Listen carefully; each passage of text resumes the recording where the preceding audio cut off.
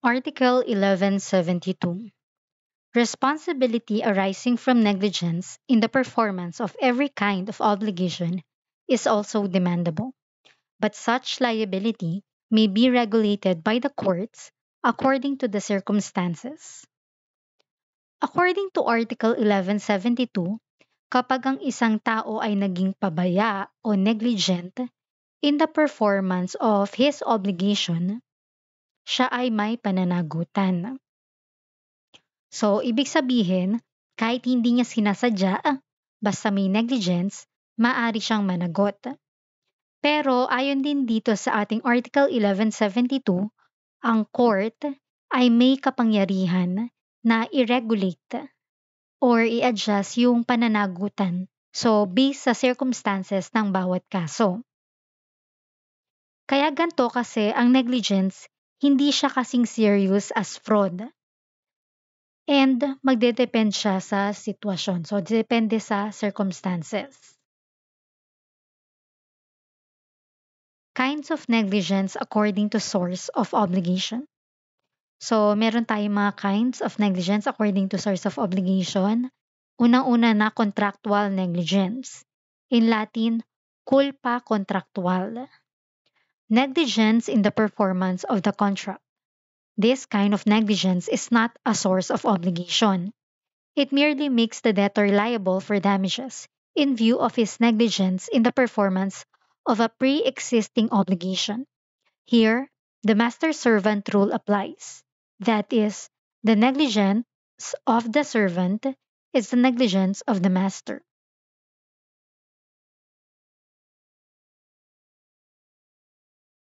Ang contractual negligence ay nangyayari kapag ang isang party ay naging pabaya sa pagtupad ng isang kasunduan o kontrata. So, ibig sabihin meron na talagang pre-existing obligation, may kontrata na. Pero hindi ito natupad ng maayos dahil sa kapabayaan. So, ang contractual negligence, hindi siya pinagmumulan ng obligation, ng bagong obligation. So, not a source of obligation. So, ang obligation, galing siya sa kontrata mismo. So, dito rin pumapasok yung tinatawag nating master-servant rule. So, kapag ang isang empleyado ang naging pabaya sa habang ginagawa ang trabaho niya para sa kanyang employer o kaya amo, ang employer ang mananagot sa negligence ng empleyado. So, yun yung master-servant rule. So, second kind of negligence natin, civil negligence or mas kilala siya bilang quasi-delic, in Latin culpa achilleana. Negligence, which by itself is the source of an obligation between the parties. These are acts or omission that cause damage to another, there being no contractual relation between the parties. The master-servant rule does not apply. So, sa culpa achilleana o mas kilala nga bilang quasi-delic, ang source ng obligation is negligence. So, ang source nito, negligence. So, pwedeng may ginawa siya o hindi siya ginawa na naging dahilan ng damage. Hindi applicable ang master-servant rule sa quasi-delic. So, ang taong naging pabaya mismo ang mananagot at hindi ang kanyang employer. Criminal negligence, culpa criminal. This is negligence that result in the commission of a crime. So, dito naman yung negligence nag-result sa crime. So, halimbawa, may namatay o na-injured. So, pwedeng ikaso culpa criminal. To illustrate, meron tayo ditong bus na nasa highway. Ito yung ating driver. And meron din tayong mga passengers. So, si A naman nakatayo lang dito sa gilid, nag-aantay siya ng masasakyan. Lastly, we have ABC Liner, the owner-operator ng bus. So, okay naman yung takbo ng bus within the required speed limit. So, habang nagda-drive yung ating driver, nagulat na lang siya kasi out of nowhere may tumawid na mga binatilyong nagtatakbuhan. So, para hindi niya mabangga, iniwas niya, so kumanan siya and then inapakan niya ng madiin yung preno. Unfortunately, dahil sa pag-iwas niya, ang nabangga niya is itong si A, and at the same time, yung isang passenger na sundot sa mata ng brush dahil sa madiin na pagpreno ng driver.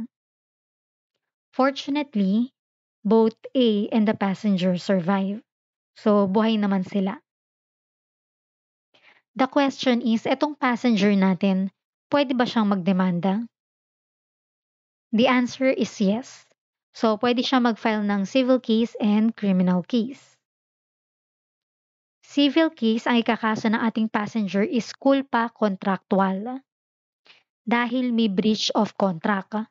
So, ang contract na na-breach ay yung contract of carriage. So ngayon, sinong idedemanda niya? Si driver ba o si ABC Liner? So, hindi niya pwedeng idemanda yung driver kasi wala siyang contract with the driver. Ang contract of carriage is between the passenger tsaka yung owner, which is ABC Liner. So, pwede ting magkaso ang ating passenger ng criminal case. So, ikakaso naman niya is culpa criminal dahil na-injured yung ating passenger. So, ngayon ang question, sinong kakasuhan niya? Si driver ba o si ABC Liner? So, the answer is both. Parehas silang kakasuhan niya. So, ang tanong dito, bakit kakasuhan ng criminal case ng kulpa kriminal ang ating si ABC Liner? Eh, hindi naman siya ang nagmamaneho.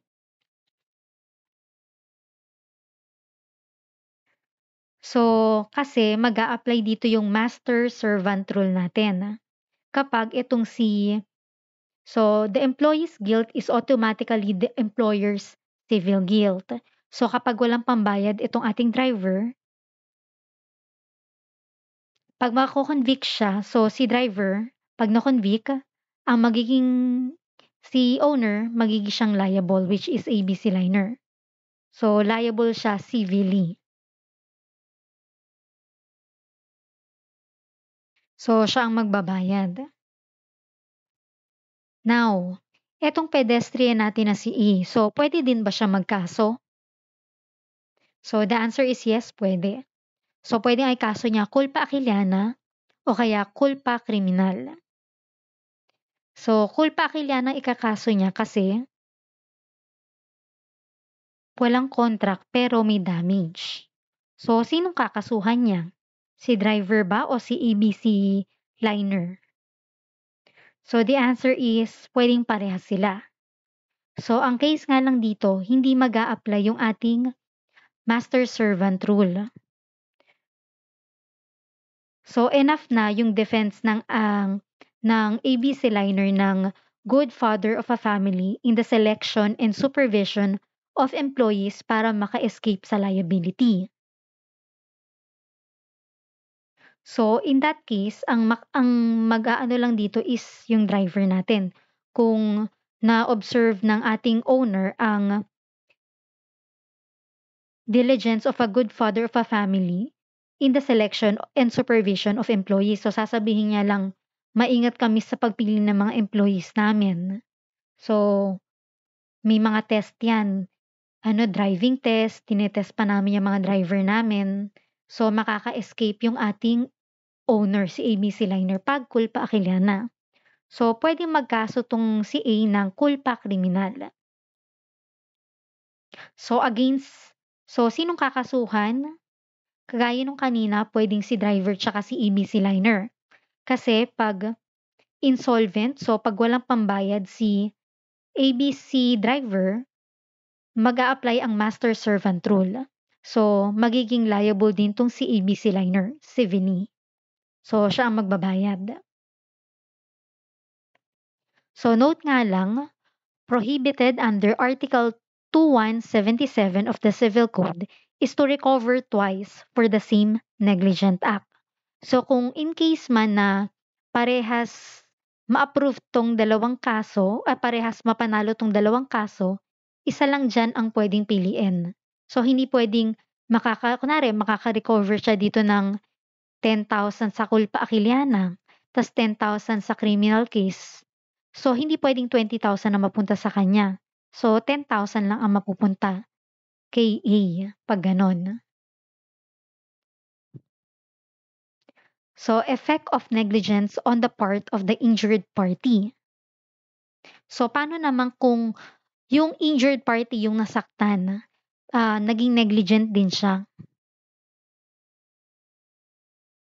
Yan, suppose the creditor is also guilty of negligence. Can he recover damages? So, makaka-recover ba siya kahit na guilty din siya of negligence?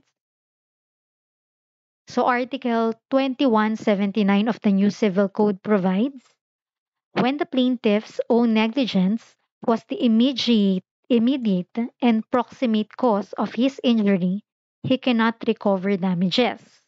But if his negligence was only contributory, the immediate and approximate cause of the injury being the defendant's lack of due care, the plaintiff may recover damages, but the courts shall mitigate the damages to be awarded.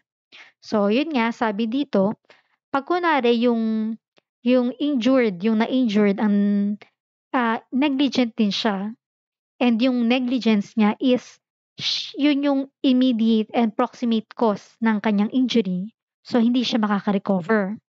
Pero kung yung negligence niya is only contributory, so pwede siyang maka-recover.